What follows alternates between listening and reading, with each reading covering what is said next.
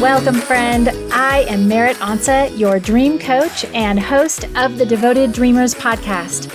And I believe God has an unfolding plan for your life, a God-shaped dream just for you. But there are mountains to climb between you and that dream, like fear, comparison, imposter syndrome. And what if I mess this up? Or maybe the next right step is just evading you, or you're constantly feeling overwhelmed or stuck. I promise you are not alone. And that's why I'm here, to bring you stories from sisters in Christ who have been there and have made it out on the other end. Stick around and you'll find a new episode every Wednesday morning and once a month a solo where I will coach you through the stages of following our God-shaped dreams and provide fuel for the fire that's already burning in your heart. If you're ready to find some real traction for your dream instead of sitting on the sidelines, subscribe to the show and then meet me back here every week for transformational tools to help you release the lies so you can freely show up in the world with your gifts, leaning on God in your weaknesses, and serving His kingdom with the dream He's given you. Hello, Dreamer. We are finally back with Season 9. This is the Devoted Dreamers podcast, and you are listening to episode 199 and my first interview of Season 9. That's a lot of nines. But can you believe this podcast turned 5 years old this week? I can't. Not at all. I mean, it feels a little bit like looking up one day and realizing your child is no longer a kid anymore. It's gone so fast. And these last 5 years have been such a gift. And I pray that whether you are new to the show, like maybe this is your first episode you found, or you're OG, that there's a gift here for you in every episode that will spur you on in your intimacy with the Lord and toward your God-shaped dream. Did I just say OG? That's kind of weird. Anyway, if you're just joining us for the first time, I'm so glad you're here for this new season. Just last week, I sent out my May Dream Letter, which I've been in the process of revamping. So if you're not on the list, I would love to share it with you. It's just a little bit of my ponderings and reflections of what it's like in the moment, following my God-shaped dream with its twists and turns, ups and downs, and getting the Dream Letter. It's just a great way for us to connect. So if you want to get on that list, you can just visit the link bit.ly/dreamltr. I'll put that in the show description as well. Okay, here's what you have been waiting for since April. Today's guest, I have an interview with Katy McCown. She is president of She Laughs Ministries, a writer for Proverbs 31 Ministries, and a national speaker. Through all of life's uncertainties and surprises, Katy has learned some things about living sure, even when the future is not. Katy and her husband Luke, a former NFL quarterback, are raising 6 children, and this conversation with Katy is so connected to my heart for you and the Devoted Dreamers ministry. It feels perfect as the kickoff for Season 9. I hear so many listeners share that they don't have time for their dream. Or you question whether you've heard God wrong because it's not quite turning out how you imagined it would, or it's not going as quickly as you thought it would. Or rejection has been so much a part of your story that it hurts to the core of your being. If any of that sounds like you, I want you to listen closely to this one.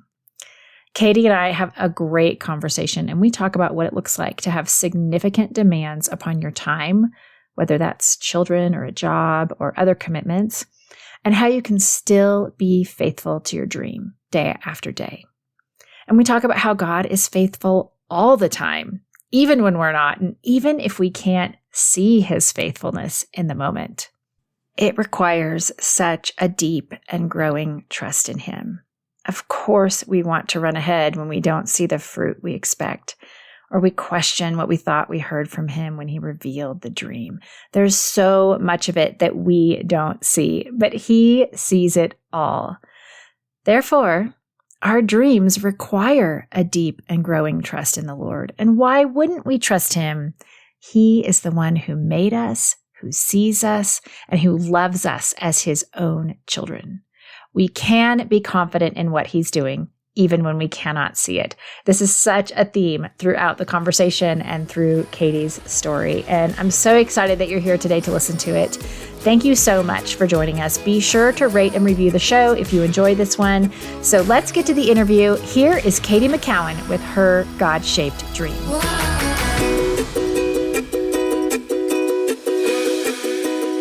Hey, devoted dreamers. Welcome to the podcast. I'm thrilled today to bring you Katy McCown, who I really think has such a similar heart for Christian women and our God-shaped dreams. Katy, welcome to the Devoted Dreamers podcast. I am so excited to be here. Thanks for having me. Yeah, I'm really looking forward to this conversation because just as I learned more about you, I was like, we have a similar heartbeat. It's really special. I love how you even say that God-shaped dreams. I just love the way you put that and describe it.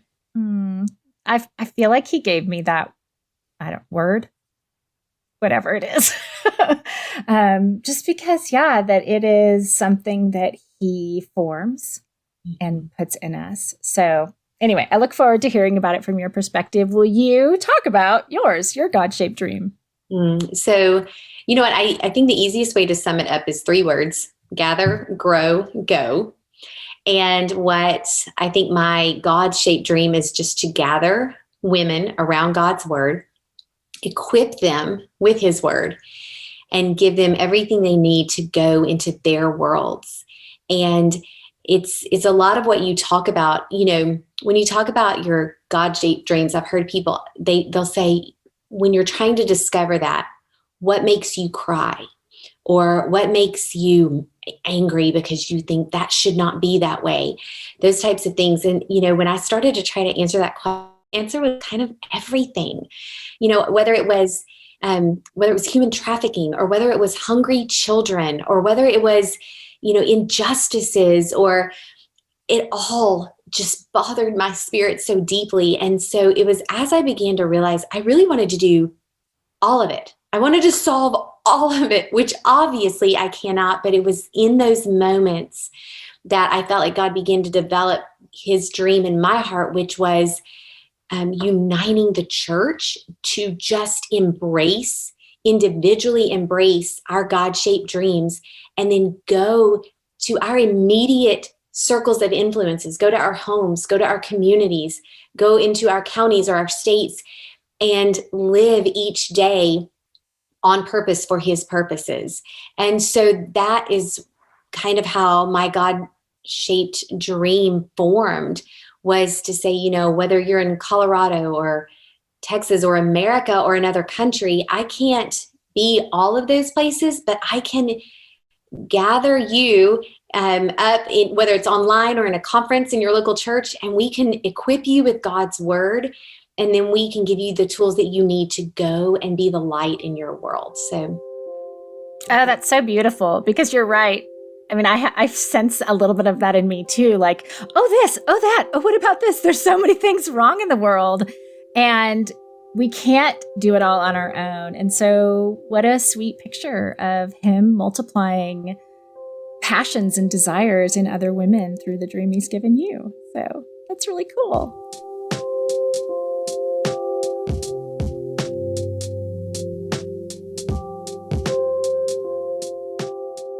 So talk about, you have a new Bible study, you do conferences. Like, how does this manifest for anybody who's maybe hearing about you and your ministry for the first time? Right. So, you know, it started in my home.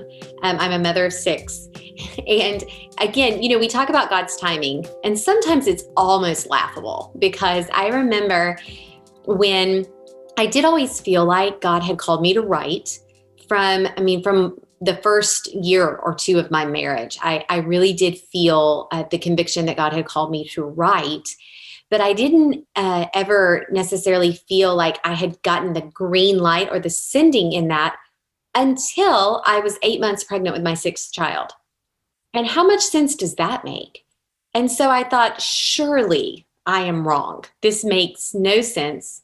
There's no possible way I could do this. And so I'm praying about it, going, I'm wrong, right, God? I've got this wrong. And then I go to my husband and I'm like, okay, so I'm kind of thinking, I know this sounds crazy. And he's like, you should do it. And I was like, what is everyone talking about? but I started a blog. It wasn't like I felt that, and then a month later I had a book deal and we published. I started a blog, and it was really just being faithful to write.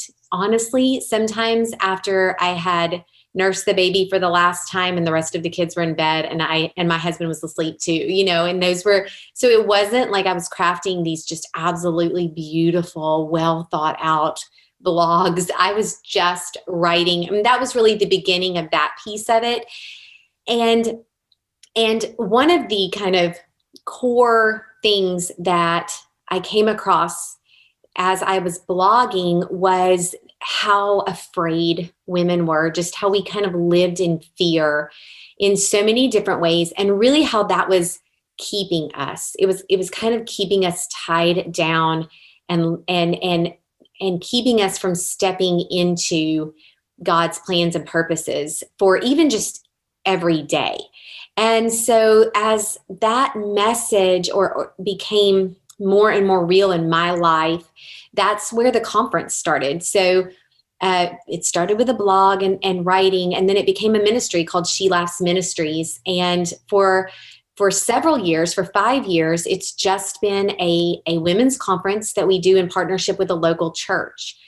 And so we go into a community and the local church says, I want to do this. And so me and a couple of other speakers come in, and the conference is surrounding the verse in Proverbs 31, verse 25, that says, strength and dignity are her clothing, and she smiles at the future.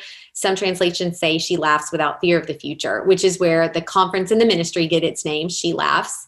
And then the Bible study is obviously on that topic as well. It's called She Smiles Without Fear. And so we did those conferences, and I kind of think out of it like this grassroots thing where, we're not necessarily going into the biggest cities and gathering tens of thousands of women, but we get to go into a local church where women who are going to see each other at the grocery store or at, getting fast food on a weeknight because you didn't have time to cook, And so what's so great about doing these conferences in local churches is that it can continue when we leave, because you all experience that together. So the accountability is kind of baked into the experience. And then you already know your community. So if God puts on your heart, when you take that time out to go to the conference, and if he starts to stir something in your heart where he wants you to go be the light, you can plug in somewhere immediately in your community. And so we have loved doing that. And then obviously 2020 happened, and that was put on hold for a little while. And what that allowed us to do is think about how we can reach more women and specifically online, because a lot of us are spending more time online. And so we are really excited about something we're planning to launch this fall that will be a place where women can gather, grow, and go online. And so if you're interested, make sure you stay tuned for that announcement coming up towards the beginning of fall. But that 2020 has given us time to grow ourselves and to come to the Lord and seek him for new and creative ways to continue to help women gather, grow, and go. I love that so much. Just your heart to pay attention to what's available and what's not. And we'll be staying tuned for fall. It's not that far away from when this is going to go live. So thanks for giving us that little sneak peek. And so I think you told me earlier that your youngest is in first grade. That's right. Okay. So this has been 6-7-ish years that this has been brewing and working in you. And will you talk a little bit about, the times when it was hard, the struggles, maybe some of your own fears that you had to fight through to continue to say yes to this? Mm-hmm. And you know what? I like how you put that, continue to say yes, because it was not always easy. It's still not. And I will say that as a mother of 6, I kind of have this easy excuse, to be honest. When it's hard, I mean, I've got so much ministry just to do with my 6. Like, let me just focus all of my attention there. And so Yes, it is. I just love for anybody listening, like hold on to that. Continue to say yes. It's not a one-time yes. And y'all have probably talked about that plenty on this show. It's a continual yes. It's a daily yes. So for me, I will say that the time it started, I told you when it started, it felt like such weird timing. and and then really the development of the writing and of the conference, quite frankly, it took longer than I wanted it to. And quite frankly, it still takes longer most of the time because I like to move. I like to go and do. My sweet husband laughs at me all of the time because I'll give him this brand new big idea and he'll say, "Are you launching tomorrow?" Because that's kind of how I like to roll. And so I'm blessed to have people in my life who will be like, "That's great. Let's talk more about it and let's think it through a little more so that I will just go." I love to go and move and accomplish and do and then move on to the next thing. And so really the timing, what I felt like were delays. And honestly, there were absolute no's, just plenty of them along the way. They felt very discouraging. And what I think I would wonder is, have I heard God wrong? Am I pursuing the wrong thing? Because I will say, I thought if this is right, it should be easier. If I am doing what God has called me to do, then I just can't believe it would. I understand that there will be struggles and there will be speed bumps, but it shouldn't be this hard. It shouldn't take this long. Surely someone else would get on board by now as far as like the writing was concerned or something. And I'll tell you what was so interesting is, I can tell you where we were on the road when I had yet another no on the Bible study, which actually at that time it was a book that I was pitching and it had gotten so close and I got the no. And I was in the truck next to my husband, Luke, and crying and just saying, "Luke, I don't understand. I don't understand why God would keep telling me to do this. And it's still no. There are so many other things I could be doing besides putting all of my heart into something that isn't going anywhere." And honestly, at that time, it was a little bit of, I don't want to say quit for me, but a leaning away. And probably 6 months later, I was in a position to talk yet again about this now Bible study that God had put in my heart. He had, and I had written it, and I hesitated. And my husband kind of called me on it. And what he basically said was, "Is this something that you want to do or is it not? It's a yes or a no. There's no maybe here." And what he was asking me to answer is, "Katy, is this something that you need to do to obey God? Yes or no?" And he said, "If the answer is yes, go do what you need to do. And if it's no, let's go home." And what that really was, that moment became kind of like a line in the sand, because what I was doing is I was almost just, what do you say, straddling the fence. So it was like, you know what, if it happens, that's great, that's fine. But the truth is, the rejection had hurt so much, I didn't want to do it again. I had been rejected so many times that I didn't know if I could take another one. So what I wasn't doing was pursuing anymore. I was sitting there like, if it happens, I'm in. But I didn't pursue anymore. And what his question in that moment made me realize was that I had stopped pursuing. I hadn't quit, but I had stopped pursuing. And so I answered yes. And really with that yes, it was just it was more of a, "Okay, God, I trust you. Even if it's another rejection, even if it's another long set of days and months and years before, I'll continue to say yes. I'll keep pursuing." And that yes was what set in motion the Bible study. And so here we are. And I had waited all of these years. I had questioned God's timing. I had cried about it. I had hurt. I had wondered if I was getting it wrong. And then I wrote the Bible study in 2019 and turned it in December of 2019. And we scheduled it to publish on January 1st, 2021. And no one had any idea what 2020 would bring. And then here we have this Bible study, She Smiles Without Fear, coming on the heels of 2020. And I just had a moment where I was like, wow, God's timing is right, is it not? and really the beauty of his faithfulness to have it wait for that time. It's something that I try to remember every time I wonder. We won't always know, and that's okay. But God has a plan, and we can be faithful today, confident in what he's doing tomorrow.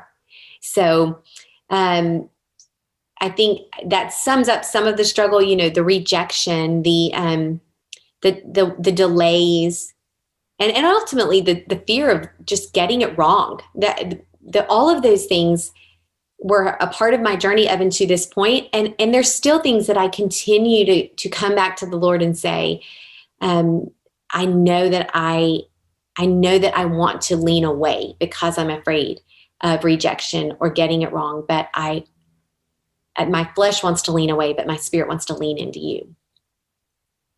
What a great story. I totally had chills when you pieced that all together. Because all the time, right? We don't see stuff like that in the moment.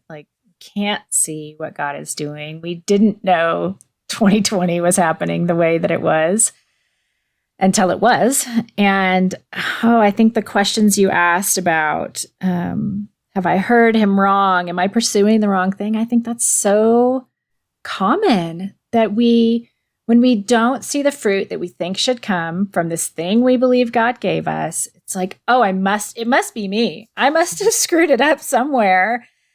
And what you just said about the lesson being faithful today and confident in his faithfulness tomorrow, it's such a reminder of our dreams really require such a deep trust. And again, that saying yes again, and remembering who he is, that he didn't give us this to let us linger in this uncertainty forever. Or the questioning, I think, draws us closer to him if we let it, or it cannot.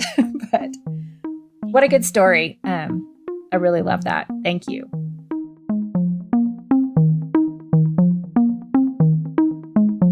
So, Katy, will you talk about just places in Scripture that you go back to for those reminders of God's faithfulness and kind of that call that we have to continue to step forward when we don't see the end of the road yet?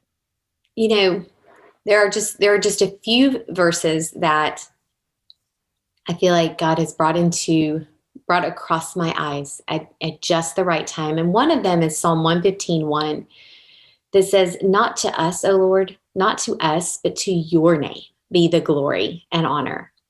And I think the reason why I hold on to that verse is because it's such a needed reminder for me that it's not about me. And I can define success in a certain way, and I can say it's all going right based on what I think it should look like. But at the end of the day, it's not about me. It's about him. And God will get his glory. He will get his glory. And so it's a relief to me when we stop. It reminds me to stop judging what is happening in whatever it is that I'm pursuing for the Lord, to stop judging that based on human standards, and to remember that this is all for his name. It's not for my glory, it's for his. And all I have to do is what he told me to do. And really that piggybacks on the next verse, which is Luke 5:15 and 16. And so, and really it's 16, I believe, but the verses before it are all about all of these things that are going on. I mean, Jesus is healing people. His ministry is really taking off. And then verse 16 says, but Jesus often withdrew to lonely places to pray. And even just this morning, I was so convicted by that, because you see that over and over. That is not the only reference in scripture that talks about Jesus withdrawing to a lonely or desolate place. And it reminds me, a lot of us, when we're dreamers, we can dream up a lot. We can come up with all kinds of great ideas. But if it is not God's assignment, then we are spinning our wheels. And the only way that we can stay rooted in the God-shaped dream, in the God assignment, is to withdraw and spend time with Him. And the thing about that is, again, the relief and the freedom that comes when all we do is we go to God and say, okay, what do you have for me? You've given me this big dream. What do you want me to do today about that? Or I have this, and this. I could go these 3 directions. Which one do you want me to go? And it just removes so much burden from our shoulders to go and do and make happen. And those are just 2 of my favorite scriptures to say over and over again. Then they continue to convict me and really bring me back to the heart of why any of this began, which is the glory of the Lord and the will of my Heavenly Father. That's such a great reminder, especially when it gets hard. And when you want to quit or go a different direction because this one doesn't seem to be working out. And it's funny, like as you were like leading into that, I'm like, what's the answer? What's the answer? Of course, the answer is to withdraw. Get outside of yourself, rest in Him, listen. And we can't do that when we're cycling through it in our brains.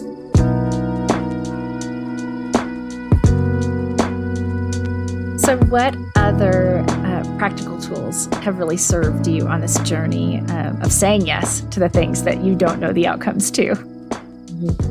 Well, and I always love the practical because we can feel really good about it, but there's practicality required. And so I will tell you, I actually, a few years ago, I had a good friend who kind of challenged me on this, because what she said, and it specifically dealt with writing. And I had been saying I was going to write a book for a long time, and I hadn't done it. And what she said was, Katy, if you're going to write a book, you're going to have to write. And she challenged me to look at my calendar and look at answer the question, how much are you writing? Okay, so that's my example. God called me to write a book, look at my calendar and find out how much time am I spending writing. And so for you, it may be something different, but you can fill in the blank. God called me to what? And then look at your calendar. How much time are you spending doing anything that would move you towards that? And when she told me to do that, what I ended up doing was, because again, I've mentioned this, I'm a mother of 6. And I also write for Proverbs 31 Ministries. I have the blessing of writing for the First 5 app. So I was doing that. I was being mother of 6. I was, being wife to Luke. And I had, a few other things. And what I ended up doing was I used my digital calendar and I started to color code everything. And I started to log it all into my calendar. So if I was doing an after school practice, it went into the calendar and it went into the family color. Or if I was writing something for Proverbs, it went into the calendar and it went in on that color. And then I created the color for writing, for personal writing, like writing towards the Bible study. And it was convicting, because really at the end of the day, there wasn't anything on the calendar in that color, maybe an hour.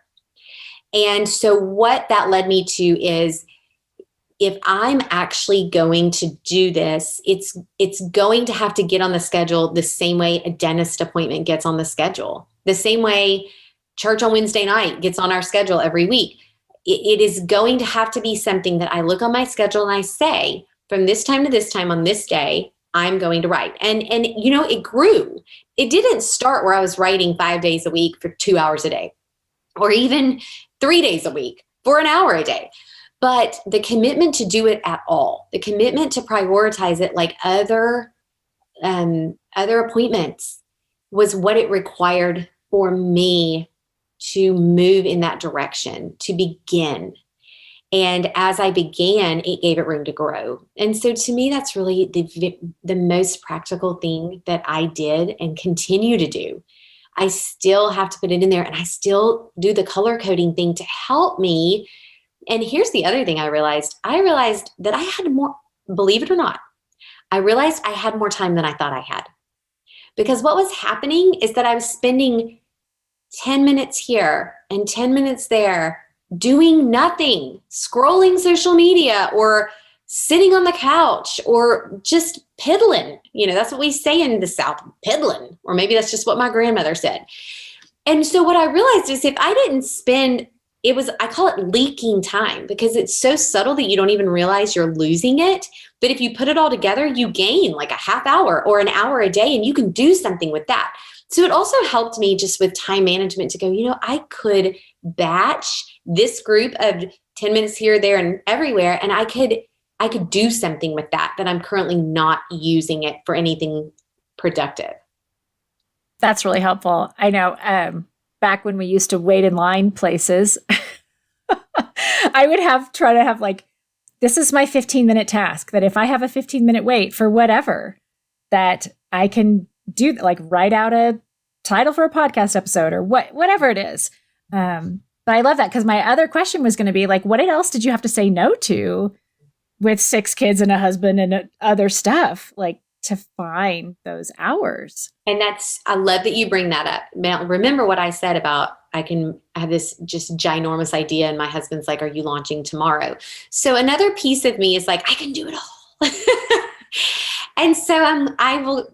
And my sweet, I just love the way that I told Luke the other day, I was like, you manage me so well, because he's just so gentle in the way he reminds me about things. But he will always say, I love that, Kate, I love that idea. I love that thought and direction.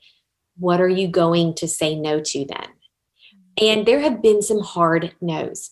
There have been some things, my husband played in the NFL for 13 years. And during that time, we were active in an organization that would have a conference for professional athletes and their spouses. And we would be small group leaders at that conference. And we just loved doing it every year. And I remember when we had to say no, and I hated it. I wanted to keep doing that. And it was a hard conversation that Luke and I just had to sit down and like you said, with every yes, there has to be a no somewhere. And so it was something like that, where again, it wasn't that it was a bad thing. It was just that we were moving into a different season. So that had to become a no. And so there's those bigger no's that as you move into a different season in following this God, in pursuing this God-shaped dream, where maybe the bigger things of one season remain there. And then there are the smaller kind of everyday no's. And so for me, I watch very little television. I don't have time for it. I've decided I don't have time for that. And so that's a no for me during the day. And it can be as simple as that. And it doesn't mean you give up every hobby you have, but it just means that you're a little more deliberate with your time. Okay, so I'm going to say this too. I will oftentimes, so I'm working from home right now, and I don't think I've ever actually not worked from home since I've been a mom, but it's a no to all the little things that I could do around the house while the kids are gone. My house, if you ever come visit for me, it is not immaculate. You will find probably a crushed Fruit Loop on the floor somewhere, because I have chosen not to, now don't get me wrong, I wash our clothes, I fold them, we do the dishes.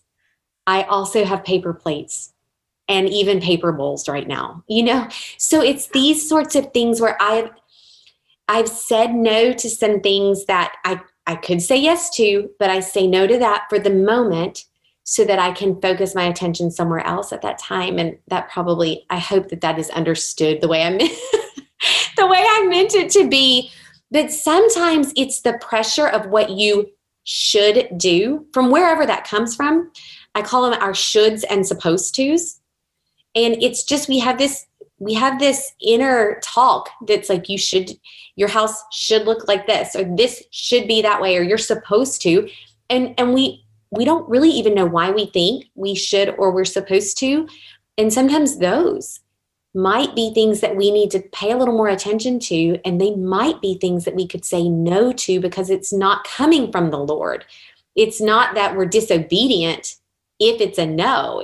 And so that's so affirming to hear you talk about, because as you're talking about the Fruit Loop, I'm like, dust bunnies or crackers, there's all kinds of things that, I have to like shut my eyes to it to not stop every time the floor needs sweeping or vacuuming. It's like that I would be doing that 24/7. I mean, I only have 2 kids, so I could sweep every half hour on the hour. Like, yeah. And so you take the little things that aren't hugely significant that maybe someone else could do, and you take that time. That's helpful. I'm right there with you. And I have clean laundry, and sometimes it gets folded. So I know.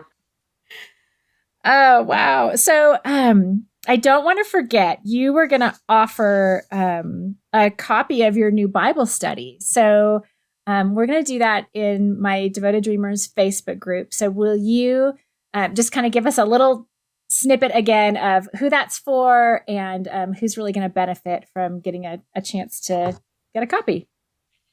Right. So She Smiles Without Fear is a tool, a Bible study to help us trade the what ifs of tomorrow for God's purposes today. And I lay out 5 steps that we can do every day so that we develop this pattern in our lives of not fearing the future, but being present today. And these five steps are things that I walked through personally with the Lord. These are things that He taught me as I became more and more aware of what fear of the future was taking from me in the present. And I became more and more hungry to be different and to live in this joy of the Lord that the scriptures talk about, and to live this life to the fullest that Jesus said He came to bring. And so that's who the Bible study is for. And I'm so excited that we get to give one away. Oh, thank you so much. It sounds like it would be great for pretty much anybody who's got a dream and maybe struggles with a little bit of fear, like we all do at some point. Well, Katy, I've loved getting to know you and hearing about your ministry and the work that you're doing. I can't wait for fall 2021 to hear what you guys are going to reveal then. But before we go today, will you just kind of summarize for us, as you look back on these last many years of saying yes to this God-shaped dream, how has the Lord transformed you in the process of pursuing it? Every time I've said yes to a God-shaped dream, it's always been something bigger than me. It's always been something that I don't have all of the answers for. And quite frankly, it's always been something that causes me to go, how can I do this? And so the transformation process is realizing that I can't do it, and that the Lord can do things in me and through me that I could never do apart from Him. It's created humility in me that I don't think I would have otherwise, because He brings me places that I can't handle apart from Him. And then He does things that I could never do on my own. And so He has created and is still It's a work in progress, but a humility that I'm so thankful for that I don't know if I would have had otherwise. Because to be honest, if I don't go with God in his God-shaped dreams, I'll probably stay in a safe world that I have all figured out, and I'll lean on myself. But when I go with him, I have no other choice but to lean on him, look to him, and wait for him. I'm so honored you listened to this episode today, but don't let the conversation end here. If you have a thought, a question, a comment, or even a topic you want to explore further, let's connect over in the Devoted Dreamers Facebook group. We are building an encouraging community of like-minded women because we were never meant to do this alone. You can find the group at bit.ly/dreamergroup.